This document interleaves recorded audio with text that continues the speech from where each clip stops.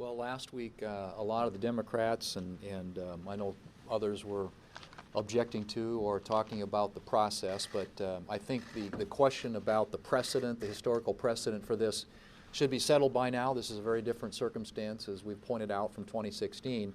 But right now, the focus is going to be on the nominee and the qualities that she brings to this job. And as the leader pointed out, she is extraordinarily qualified, not only in her academic resume, but in her experience and background.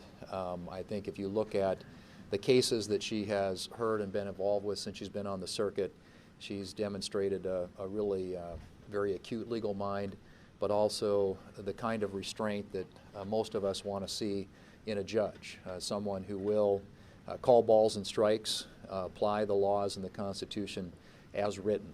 And that's the kind of judicial temperament and philosophy that I think we've seen in her already, and I think she's going to impress everybody that she comes into contact with through this nomination process. I hope the one thing that they will leave alone are her faith and her family. I see some of these attacks already, and that really is beneath, and that's something that nobody ought to tolerate for any nominee. And I hope that she will certainly, as people evaluate her, they'll do it on her record, her accomplishments, and her qualifications, and not that. The Democrats are talking about slowing things down here, trying to throw roadblocks into the path of the nomination, and I guess if they are willing to do that, we will be prepared accordingly.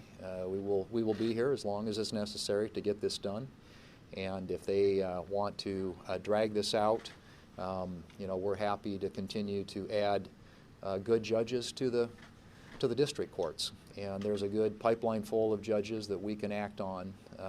And so if the Democrats want to play games with this, want to use dilatory tactics to try and keep this nominee from moving forward, it won't come without a price. And so we're prepared to be here to do whatever it takes to get this nominee across the finish line.